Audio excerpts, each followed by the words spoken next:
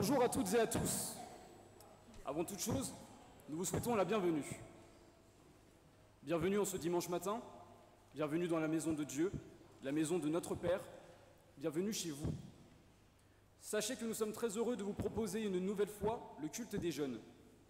C'est un projet qui nous accompagne et nous tient sincèrement à cœur, aussi bien pour les échanges qu'amène la préparation de cette célébration qui permettent d'enrichir nos foi communes en constante évolution et de collaborer avec les différentes équipes du KT, de la découverte biblique et du groupe des jeunes. Ce moment est certes un témoignage de notre implication dans la vie de cette Église, mais surtout un moment de réflexion, de partage et d'adoration autour de notre Sauveur Jésus-Christ. Le thème sur lequel nous avons écrit est celui de l'égarement. L'égarement à soi, les doutes de la foi, ou tout simplement s'éloigner de Dieu et souvent y revenir. C'est une situation par laquelle beaucoup de chrétiens ont pu passer ou passent. Et c'est pourquoi nous l'abordons. N'oublions pas que nous étions tous des égarés, avant que, dans son immense grâce, Jésus-Christ nous offre une nouvelle vie. Donc, que vous soyez un habitué, un paroissien occasionnel ou seulement un curieux, vous êtes aujourd'hui et ici à votre place.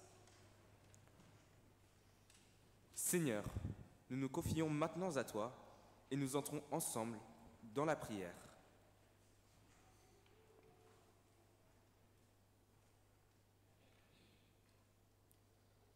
Que Dieu bénisse cette assemblée et ce moment, qu'il puisse lui être favorable et agréable. Amen. Je vous invite à vous lever pour chanter un si grand miracle.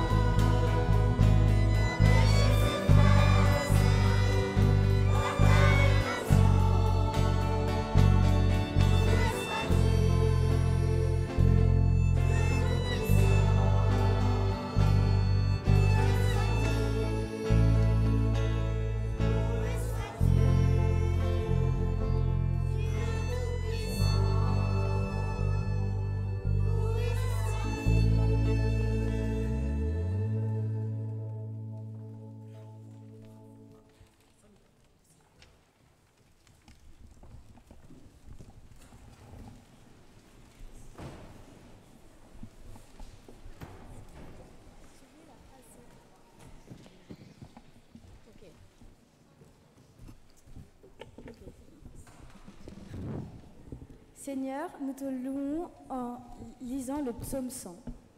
Gens du monde entier, faites une ovation au Seigneur. Offrez-lui un culte joyeux. Présentez-vous à lui avec des cris de joie. Sachez-le, c'est le Seigneur qui est le Dieu. C'est lui qui nous a fait et nous sommes à lui. Nous sommes son peuple, le troupeau dont il est le berger. En entrant dans son temple, acclamez-le. Dans la cour intérieure, exprimez vos louanges. Louez le Seigneur, remerciez-le d'être votre Dieu. Oui, le Seigneur est bon. Son amour n'a pas de fin. De siècle en siècle, il reste fidèle.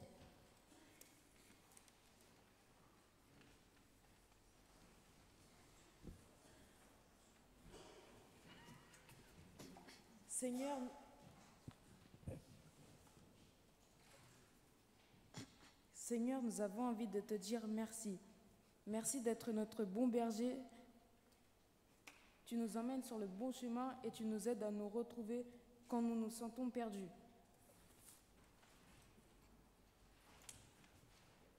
Merci pour ton amour. Il est si merveilleux, si haut, qu'on ne peut passer par-dessus. Nous savons que tu nous aimes, quoi que nous fassions, d'un amour inconditionnel.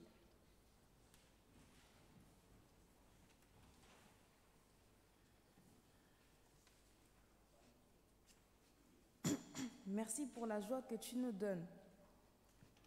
Grâce à toi, j'ai parfois envie de chanter très fort « It's a beautiful day ». Merci pour ton pardon. Quoi que nous fassions, tu es toujours prêt à nous pardonner et tu nous aides aussi à accepter ton pardon. Merci pour ta grâce surabondante. Tu as tant aimé le monde que tu as donné ton Fils unique, afin que quiconque croit en toi ne soit pas perdu, mais ait la vie éternelle. Amen.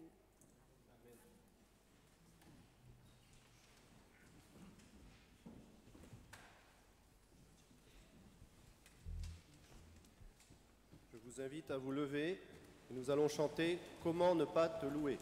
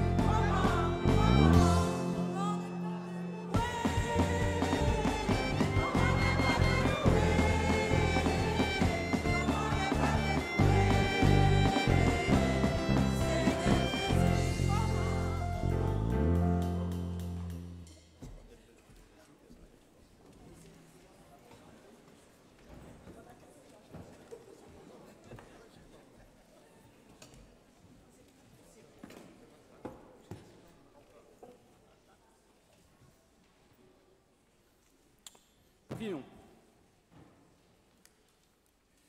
J'ai besoin de toi, Seigneur, comme je n'ai jamais eu besoin de personne. J'ai besoin de ta bonté inébranlable, j'ai besoin de ton pardon rédempteur, j'ai besoin de ton amour. J'ai besoin de ton espérance, Seigneur. Trop de fois, je me suis découragé. Trop de fois, j'ai prononcé des paroles incrédules. Trop de fois, je me suis maudit sans le savoir, Seigneur, en te négligeant et oubliant que tu es la seule solution dans ma vie, que tu peux régler chaque situation. Mon Dieu, pardonne-moi.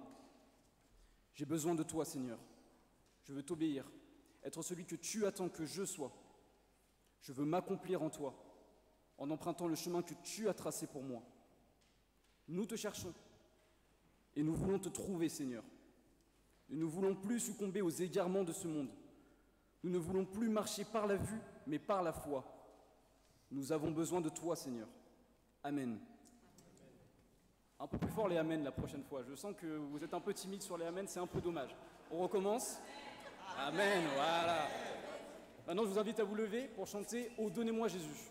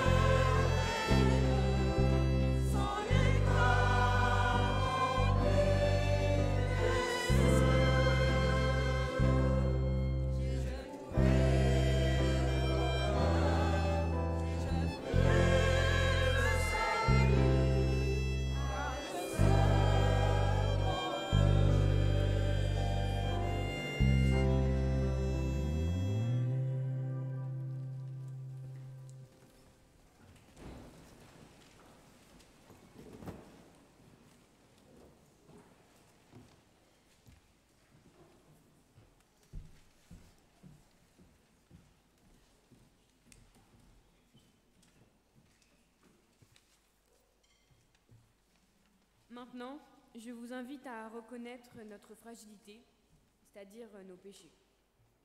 Nous prions. Seigneur, toi qui lis dans nos cœurs et qui connais nos difficultés à t'obéir et honorer ta parole, pardonne-nous. En ces temps sombres, aide-nous à demeurer la lumière, aide-nous à demeurer la lumière du monde. Lorsque nous doutons de ta sincérité ou de ta loyauté, pardonne-nous. Quand dans le tumulte de la vie, nous oublions ta présence et ne prenons plus le temps que tu nous offres, pardonne-nous. Et maintenant, nous chantons « Je veux chanter un chant d'amour » sur vos feuilles.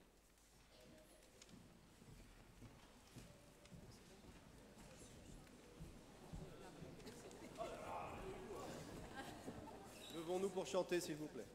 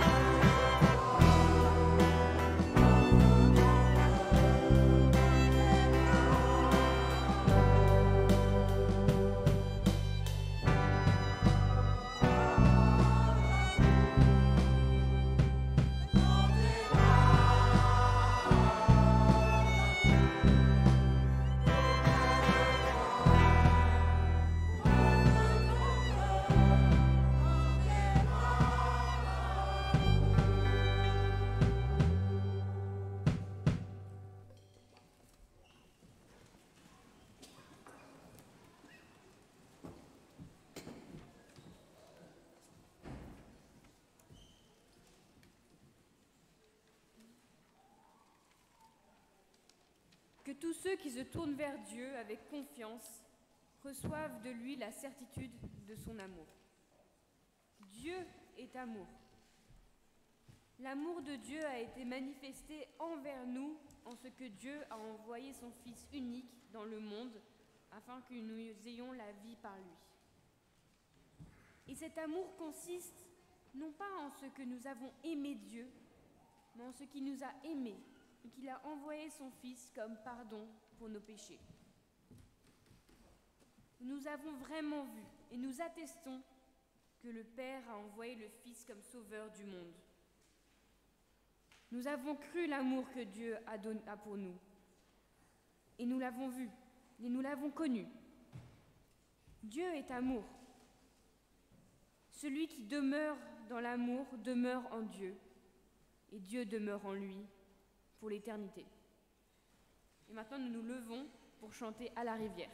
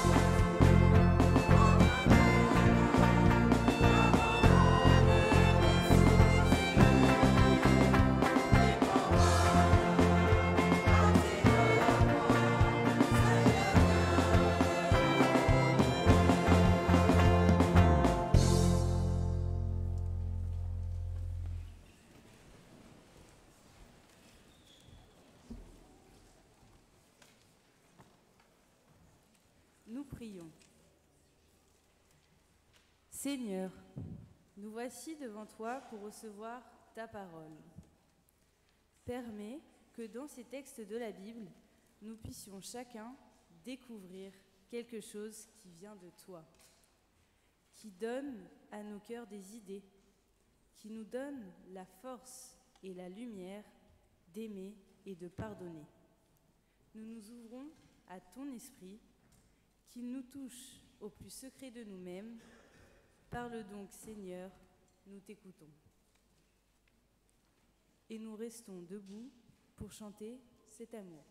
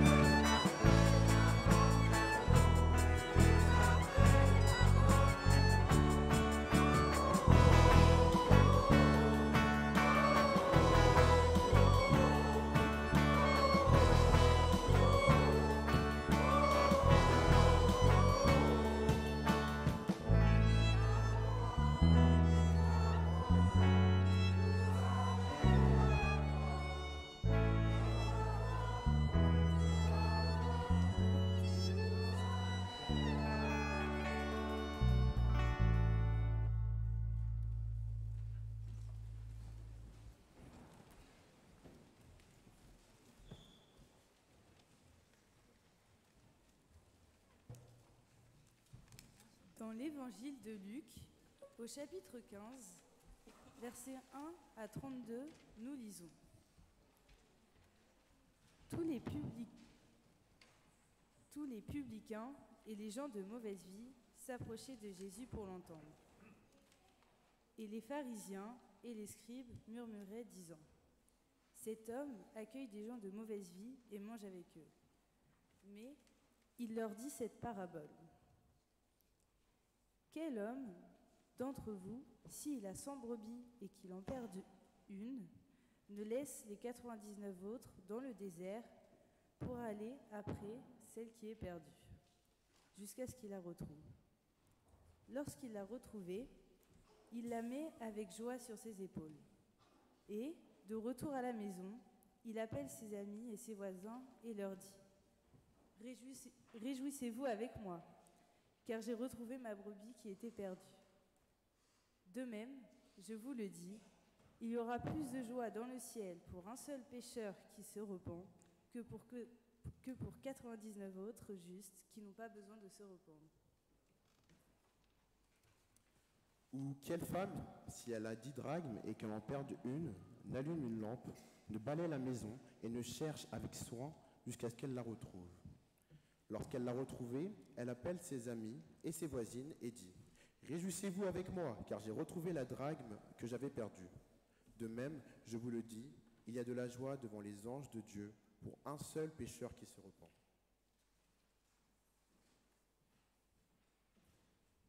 Il dit encore : Un homme avait 2 fils.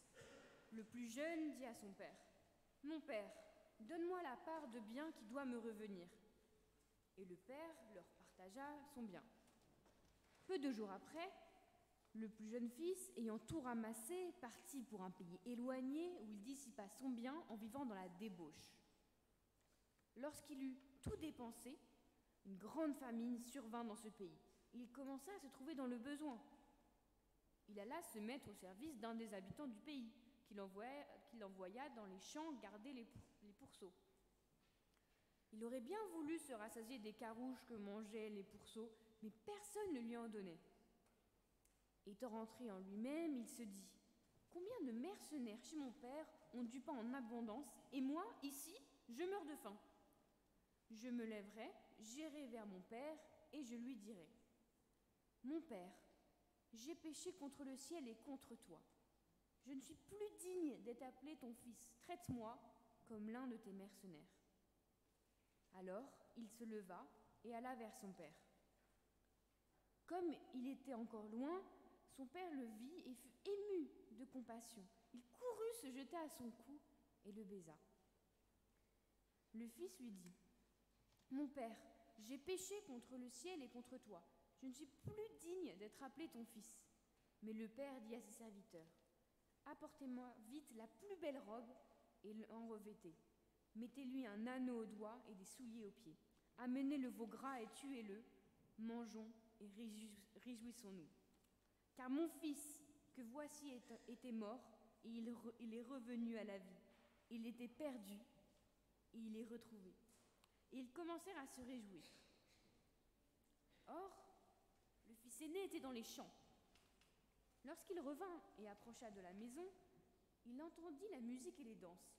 Il appela un des serviteurs et lui demanda ce que c'était.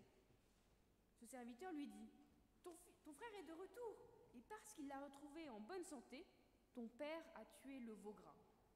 Alors il se mit en colère et ne voulut pas rentrer. Son père sortit et le pria de rentrer. Mais il répondit à son père : Voici tant d'années que je te sers, sans avoir jamais transgressé tes ordres, et jamais tu ne m'as donné un chevreau pour que je me réjouisse avec mes amis. Et quand ton fils est arrivé, celui qui a mangé ton bien avec des prostituées, c'est pour lui que tu as tué le veau gras ? Mon père, mon enfant, lui dit le père, tu es toujours avec moi. Tu es ce que j'ai, et tout ce que j'ai est à toi. Mais il fallait bien s'égayer et se réjouir, parce que ton frère, que voici, était mort, et qu'il est revenu à la vie, parce qu'il était perdu, et qu'il est retrouvé.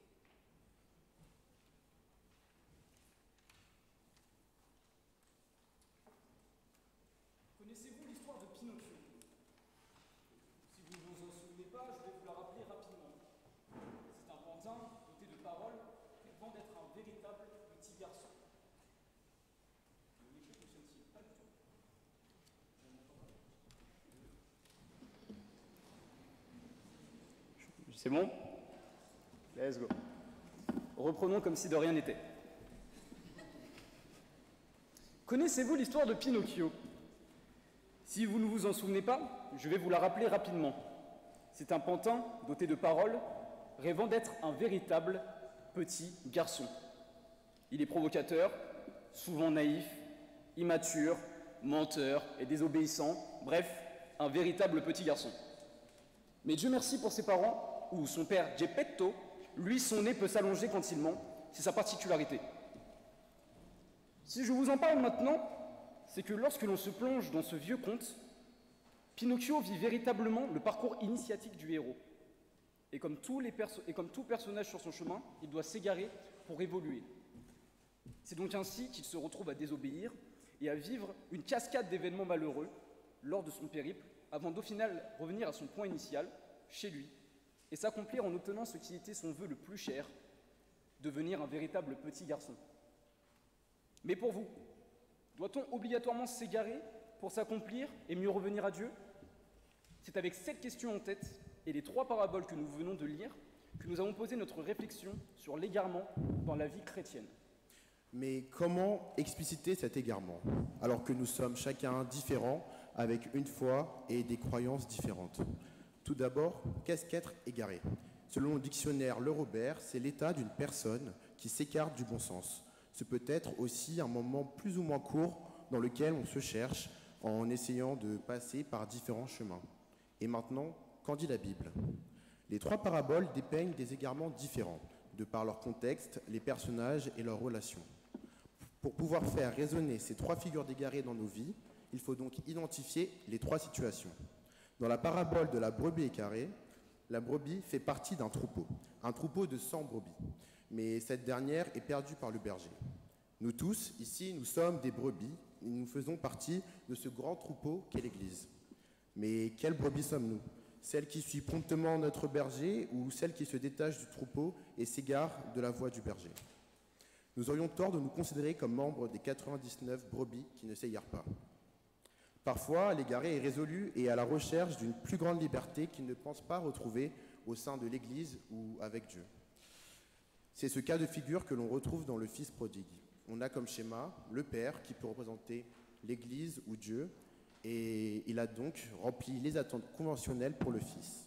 Il l'a accueilli, l'a éduqué, l'a suivi dans sa vie et a répondu à ses demandes. Et malgré tout cela, on retrouve le Fils, son enfant, qui part pour ce qu'il estime être une quête de liberté. Changeons de point de vue. Nous, les jeunes de l'Église, avons réfléchi à la prise en compte de la condition du Fils, bien trop souvent nommé prodigue, rebelle, par connotation péjorative et hermétique. Nous avons pensé au texte en essayant de se mettre à la place de ce dernier. Et d'après nos propres amitiés, relations, histoires, et en s'inspirant de nos proches, le Fils peut en fait représenter un enfant. Un jeune qui a été élevé religieusement dans l'Église, ou du moins dans un foyer croyant, puis vers l'adolescence, le moment où il apprend à se découvrir, où il tend vers la liberté, cet enfant qui commence à ne plus en être un, se détache de cet aspect religieux de sa vie et s'égare, ne pratique plus et ne croit plus. Reste la situation de la 3e parabole, celle de la drague. Une fois de plus, la pièce est un membre d'un groupe, où sa perte, comme pour la brebis égarée, n'est pas importante ni significative pour son possesseur, que ce soit pour le berger ou la femme. La pièce représente un individu dans une foule impersonnelle, représenté par cet ensemble de pièces. On peut ainsi agrandir le groupe au-delà des murs de l'Église et le considérer comme représentant l'humanité. Dans cette 3e parabole, il est à noter que la pièce est par sa nature inanimée et sans conscience. Elle permet d'adresser la réflexion sur l'égarement à chacun, sans préjugés, sans statut et sans antécédents. Jésus raconte ces 3 paraboles qui illustrent différentes manières de s'égarer. En effet, chaque égaré a plus ou moins voulu et pris conscience de son égarement. La drague n'est pas perdue, elle ne peut se perdre elle-même. En effet, on peut se retrouver simplement égaré. Dans la brebis égarée, il y a 2 cas de figure. Dans l'évangile de Matthieu, on lit « Supposons qu'un homme possède 100 moutons et que l'un d'eux s'égare. Ici, c'est la brebis qui se perd. Son égarement n'est pas passif, elle est actrice de son égarement, avec une éventuelle motivation. Tandis que dans l'évangile de Luc, on lit « S'il a 100 brebis et qu'il en perde une ». Là, la même parabole est racontée. Mais ici, le berger perd sa brebis. La brebis subit son égarement et se retrouve perdue. Cependant, le berger n'a pas voulu perdre sa brebis. Au contraire, dans le fils prodigue, le fils décide de quitter son père. Il part volontairement.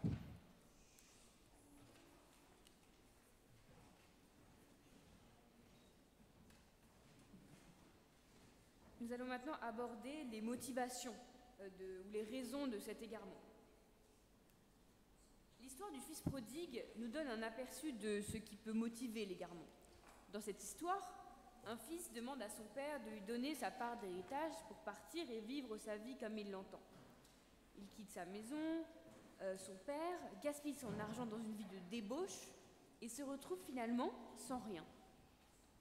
Il est facile de considérer que la motivation de cet égarement était simplement due à l'argent ou l'envie de vivre les plaisirs de la vie.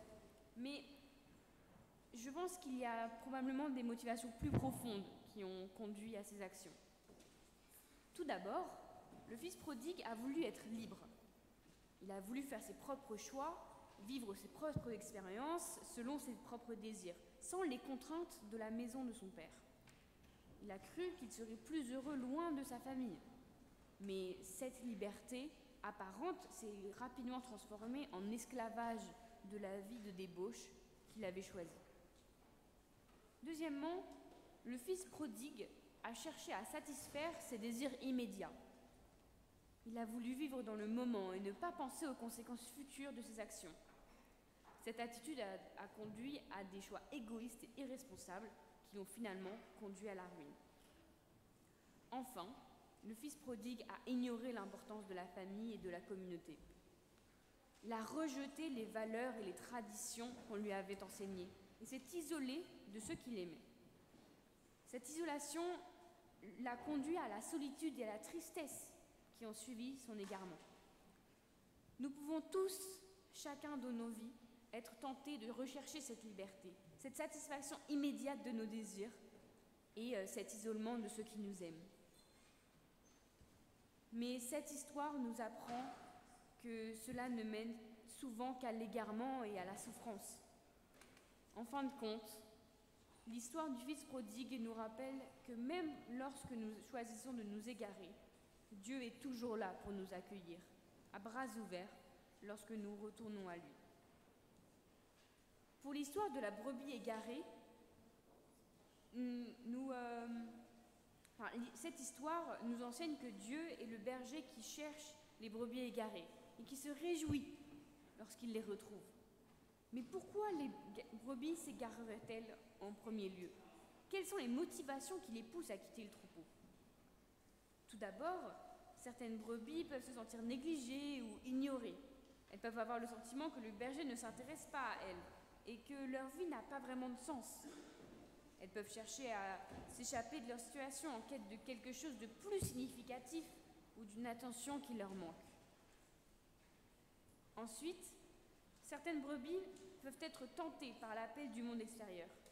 Elles peuvent voir des choses attirantes comme une herbe plus verte, par exemple, et se laisser séduire par les promesses de plaisir et de richesse que leur offre ce monde. Elles peuvent alors se mettre à courir après ces choses, au point de s'égarer complètement. Enfin, certaines brebis peuvent être malades ou blessées. Elles peuvent se sentir mal aimées, rejetées ou même incomprises et chercher à s'échapper de cette situation. Elles peuvent alors se mettre en danger en s'éloignant du troupeau et du berger protecteur. L'histoire de la brebis égarée nous enseigne que, quelles que soient les motivations qui poussent les brebis à s'égarer, le berger est toujours là pour les chercher et les ramener à la sécurité du troupeau. De même dans nos vies, Dieu est toujours là pour chercher les égarés et les ramener à la sécurité de son amour et de sa grâce. Aussi, ces paraboles nous appellent à nous méfier, non pas pour faire peur, mais pour nous informer, nous alerter. La Bible a toujours donné conseil et mis en garde sur les tentations et les dérives qu'elles peuvent engendrer. Si bien qu'on garde en tête comme idée qu'un croyant qui part, même un temps, le fait de son plein gré, en s'en rendant compte et en y ayant mûrement réfléchi. Mais peut-être est-ce là un piège. Peut-être qu'il ne faut pas faire de ce cas de figure une généralité. Certes, l'égaré est maître de ses choix, le vouloir, le pouvoir, et donc responsable de partir ou non, comme nous l'avons montré avant, et notamment avec le fils prodigue. Mais il n'est souvent pas conscient de ce qu'il risque en partant. En effet, s'éloigner de Dieu n'est pas sans conséquences. Alors, visuellement, dans un premier temps, on ne va plus à l'église, on ne prie plus le matin. Au final, on essaye de rompre la connexion entre nous et Dieu. Peut-être sans savoir que nous sommes protégés du mal lorsque nous sommes sous la coupole de notre Père.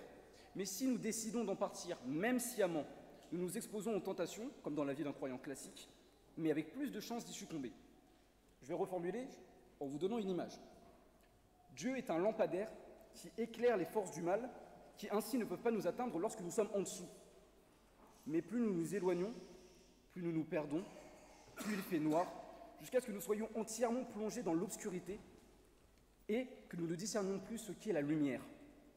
C'est à ce moment-là, lorsque nous sommes troublés, aveuglés, embêtés, que le malin, le diable, peut exercer plus facilement car il connaît les ténèbres bien mieux que nous. Et c'est ainsi que progressivement, sans nous en être rendus compte, nous nous sommes égarés.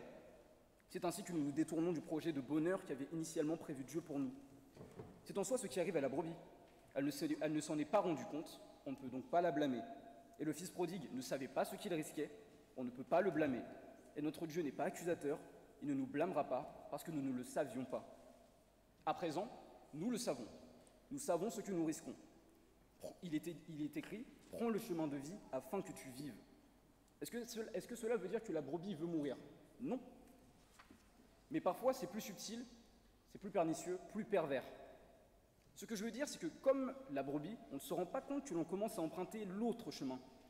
Alors, cela peut commencer par des mots que nous prononçons sur nous-mêmes, sur nos vies, sur nos proches, comme « je suis nul, je ne vais pas y arriver, tu es une mauvaise personne, jamais je ne pourrai ».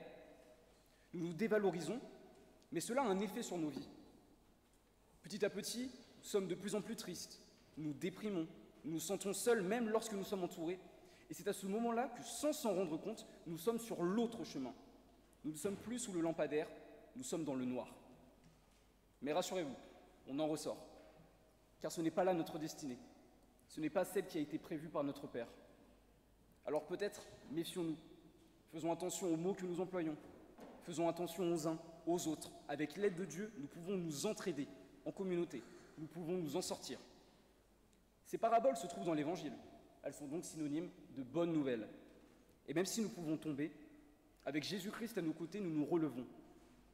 Mais avant cette finalité, nous devons parfois vivre un périple, une quête. Nous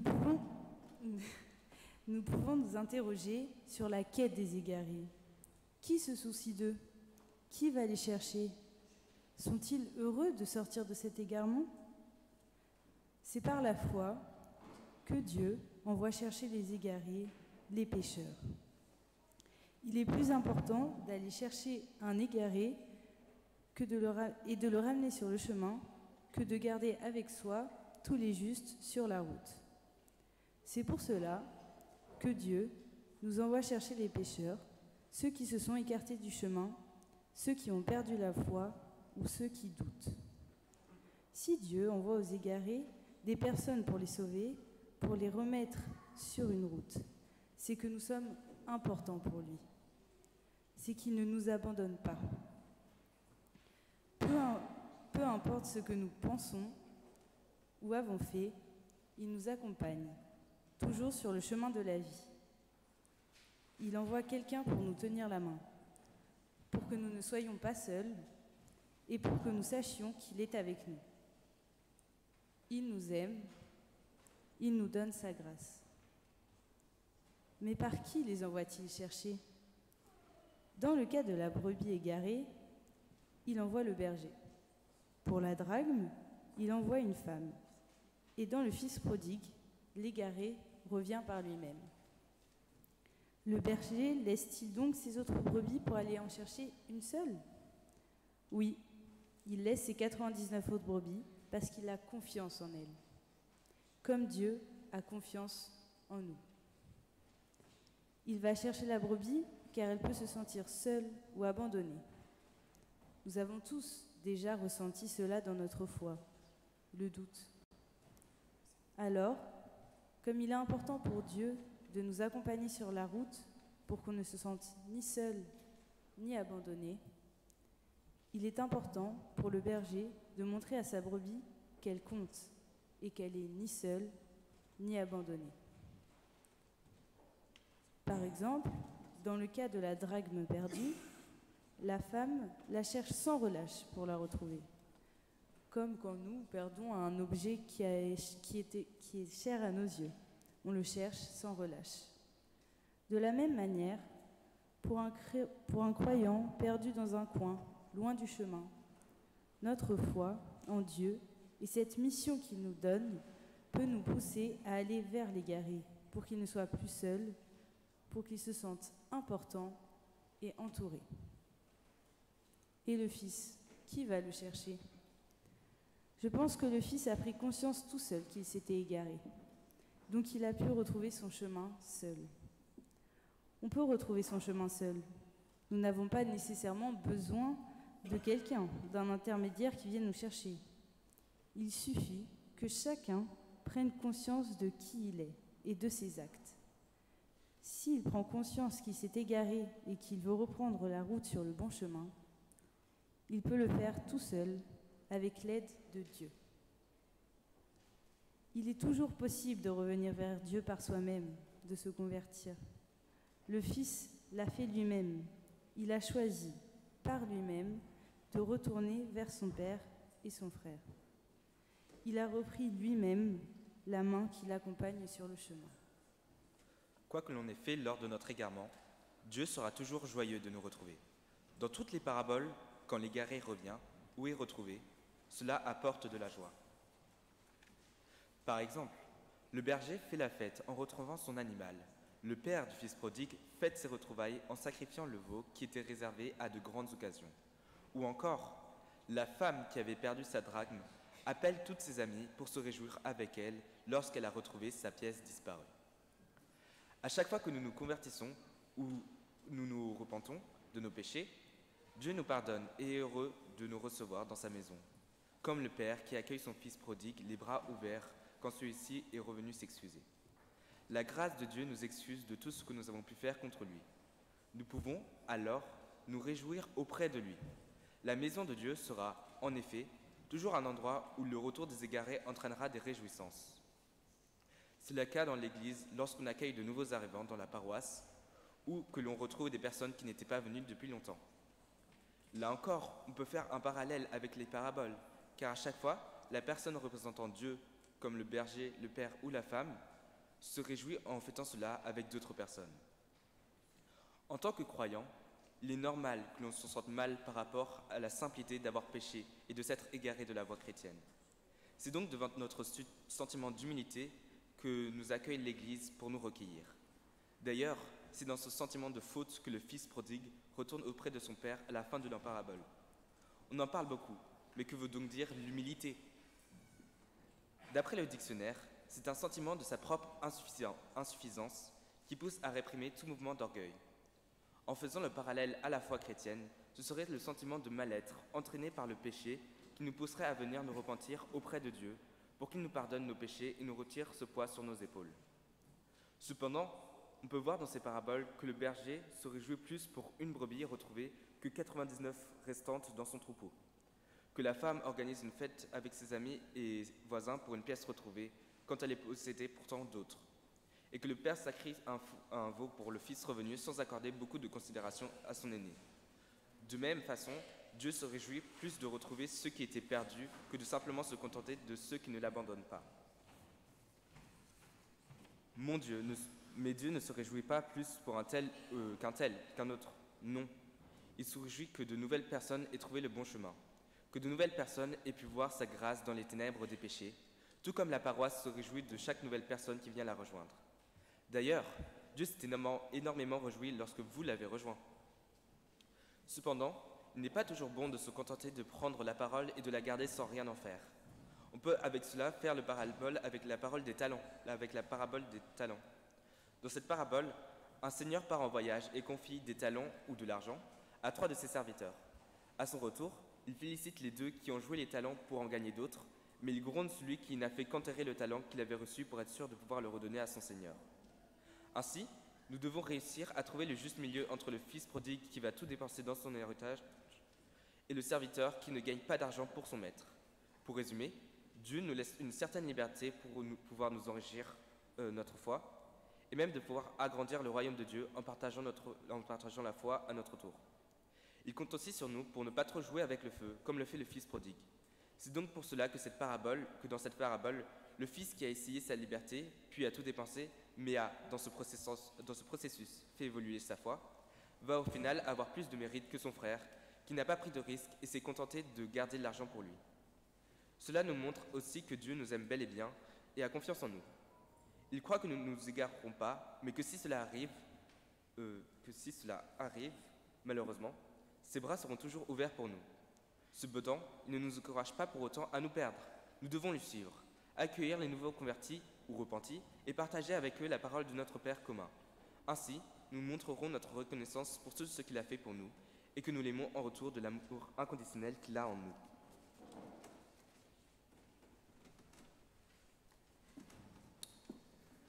Notre Dieu nous attend. Notre Dieu nous pardonne. Aussi longtemps que tu prendras le chemin, il sera prêt à nous accueillir à la fin. Malgré tout cela, évitons d'y tomber sciemment. Soignons nos maux du mieux que nous puissions.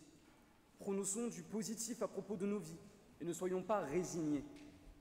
Car l'échec n'est pas une finalité. La maladie n'est pas une fatalité. La traversée n'est pas infinie.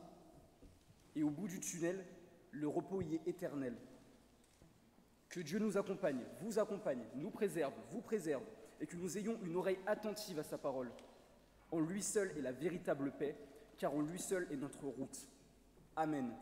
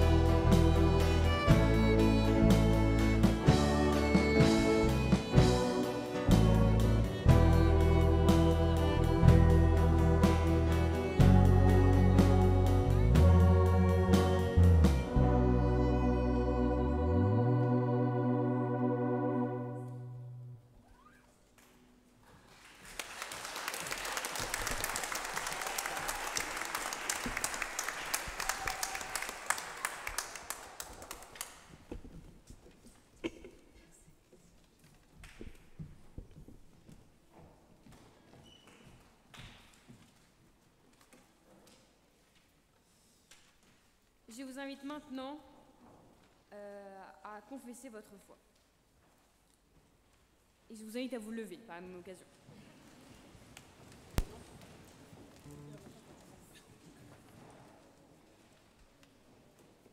Nous croyons en Dieu. Malgré son silence et son secret, nous croyons qu'il est vivant. Malgré le mal et la souffrance, nous croyons qu'il a fait le monde pour le bonheur de la vie. Malgré les limites de notre raison et les révoltes de notre cœur, nous croyons en Dieu. Nous croyons en Jésus-Christ. Malgré les siècles qui nous séparent du temps où il est venu, nous croyons en sa parole.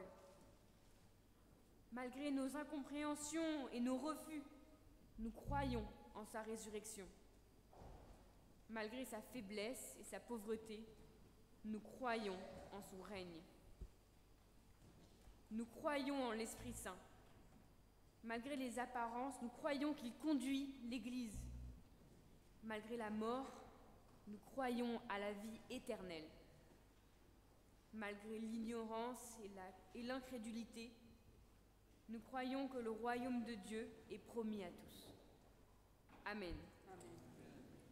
Et nous chantons maintenant « Torrent d'amour et de grâce ».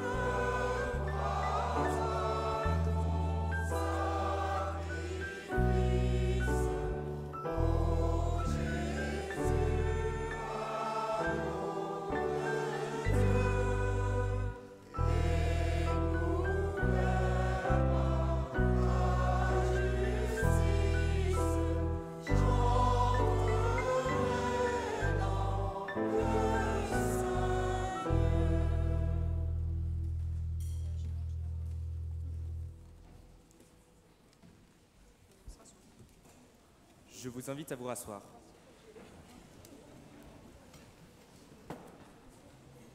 Comme il est dit dans 2 Corinthiens 9, que chacun donne comme il a résolu en son cœur, sans tristesse ni contrainte, car Dieu aime celui qui donne avec joie.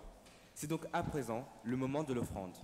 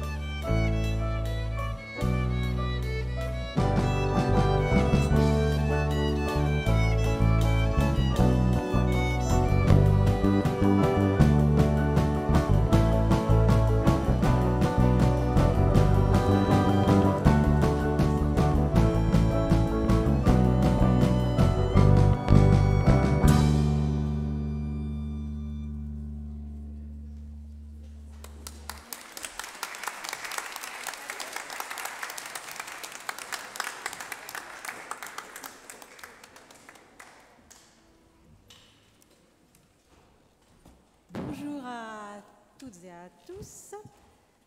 Voici le moment des annonces. Donc, bien évidemment, nous allons commencer par adresser un immense merci à tous les jeunes et à toutes les équipes qui ont préparé ces cultes, qui l'ont animé. Donc, un très grand merci à Antoine, qui coordonne le groupe de jeunes, à Stéphane, qui coordonne la musique, à toute l'équipe.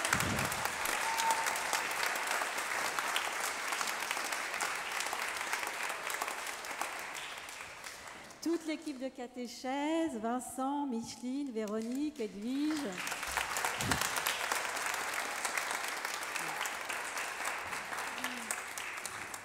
À tous nos prédicateurs en herbe qui ont fait une superbe prédication.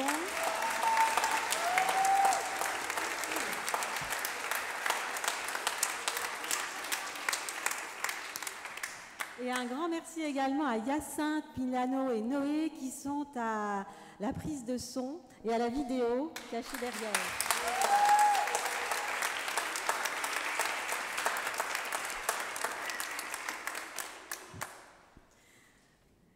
Alors, à l'issue de ce culte, vous êtes tous invités au repas paroissial, que vous soyez inscrits préalablement ou pas. Nous partagerons ce repas ensemble.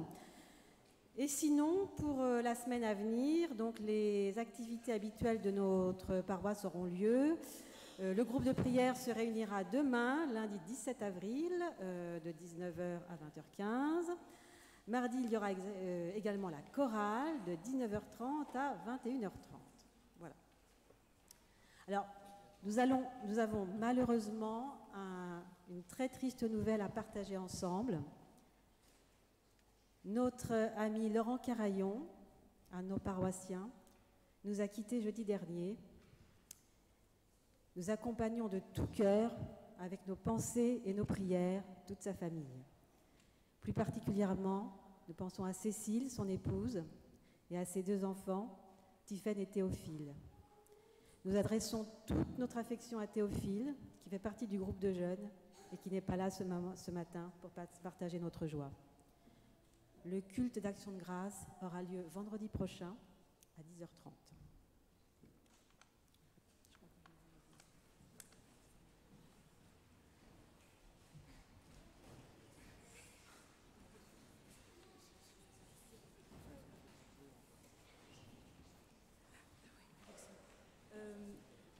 Avant que les scouts fassent leur petite annonce, j'ai un message à vous faire passer de la part de Esther, qui est membre du groupe de jeunes, mais qui n'a pas pu être là aujourd'hui. Ça a été un plaisir de participer à la réalisation du 2e culte du groupe de jeunes de l'année. Malheureusement, je n'ai pas pu être là aujourd'hui à cause d'un problème de santé. Mais je voudrais dire un grand merci à Antoine, qui nous a accompagnés toute cette année, qui a donné son temps pour nous. Et je voudrais aussi remercier Théophile, Noé, Luc, Serène, Josué et Joséphine d'avoir réalisé ce culte que nous attendions tous avec impatience. Et je vous remercie aussi, paroissiens, d'être présents ce dimanche. Voilà.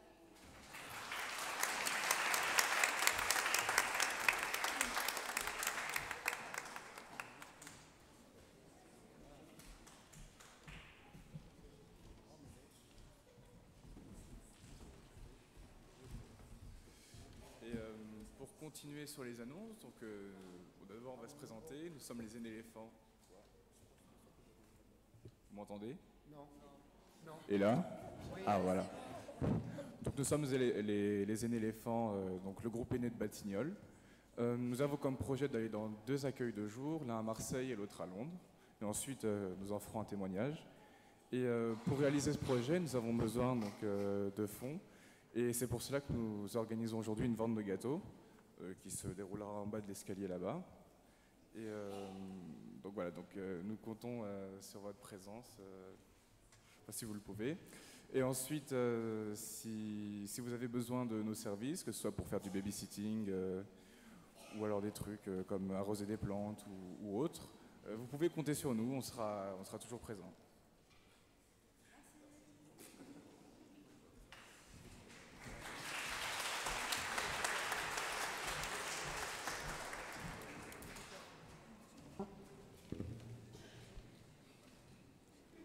C'est le moment de l'intercession.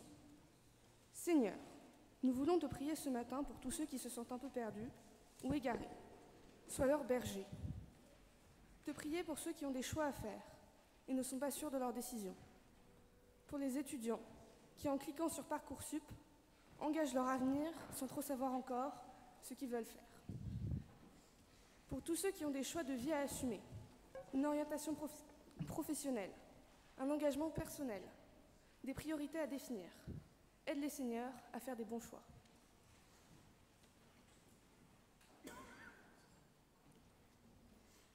Nous voulons te prier pour ceux qui traversent une épreuve et peuvent se sentir abandonnés, perdus. Pour ceux qui connaissent le deuil et qui, en perdant un être très cher, peuvent avoir le sentiment de perdre un peu le sens de la vie et se sentent aussi perdus. Nous pensons en particulier à la famille de Laurent Carayon, qui nous ont quittés cette semaine, à Cécile, sa femme, à Théophile et Stéphanie, ses enfants, nos amis, nos frères et sœurs en Christ. Aide les seigneurs à traverser cette épreuve.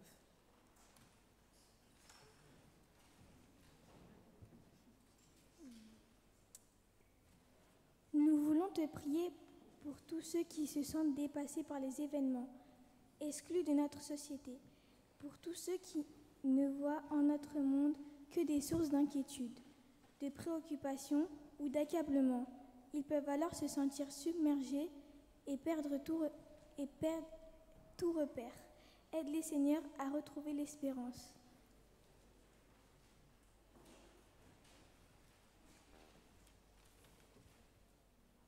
Nous voulons te prier pour tous ceux dont les actes ne sont pas en adéquation avec leurs valeurs, ceux qui se laissent distraire par des choses sans importance, des marques de vêtements, le nombre de followers, l'argent pour l'argent, et finissent par se détourner de l'essentiel. Pour ceux qui ne savent plus où ils sont, ceux qui cherchent qui ils sont, aide les seigneurs à retrouver le chemin de vérité.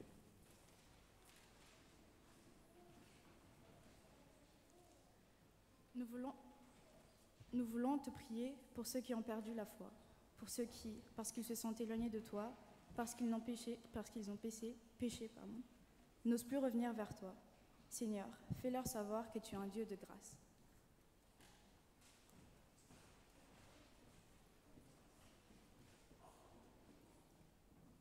Oui, Seigneur, nous te prions pour tous ceux qui se sentent perdus, au fond de l'abîme, ceux qui ressentent un grand vide, ceux qui ne voient plus la lumière au bout du tunnel, ceux qui ont des questions sans réponse, ceux qui ont peur, ceux qui ont perdu la joie de vivre, ceux qui se sentent tristes, désœuvrés, seuls. Aide-nous, Seigneur, à apporter du réconfort à tous ceux qui se sentent perdus, par notre écoute, notre soutien, nos prières. Aide-nous à trouver les mots pour rappeler à tous que tu es auprès de nous en toutes circonstances. Aide-nous à partager la joie de ta bonne nouvelle. Et tous ensemble, nous te disons...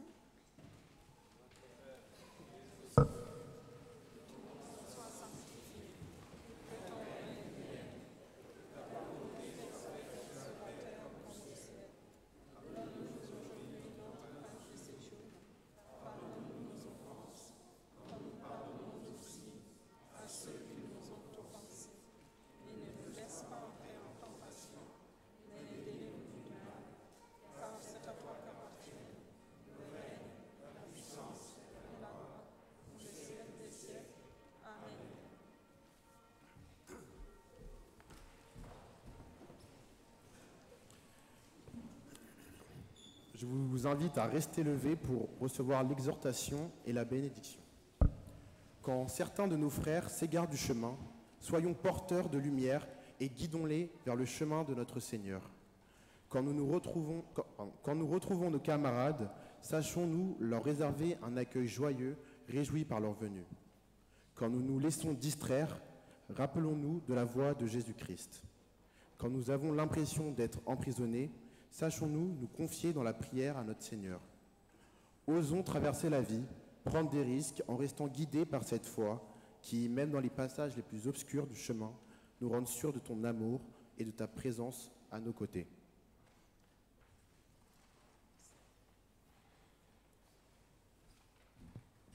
Que la main vivante et pure, que la main du Fils unique, la main qui enlève tous les maux, qui donne force et fermeté à tout ce qui est saint, s'étende sur nous tous. Que tous les corps qui soient bénis en vue de la pureté. Que toutes les âmes soient bénies et s'ouvrent à la connaissance de ton évangile. Que nous soyons tous bénis, Seigneur, par ton Fils Jésus-Christ. Et nous terminons ce culte en chantant la cantique « Rien ne pourra jamais » sur vos feuilles de culte.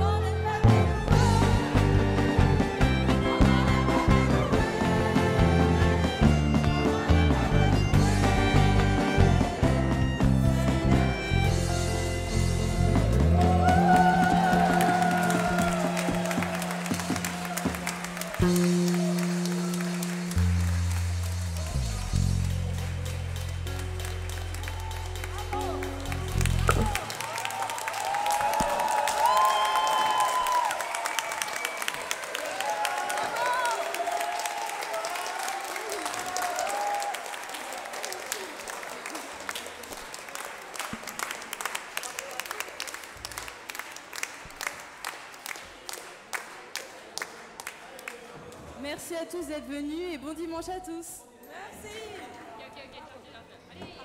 Rendez-vous en bas pour le déjeuner.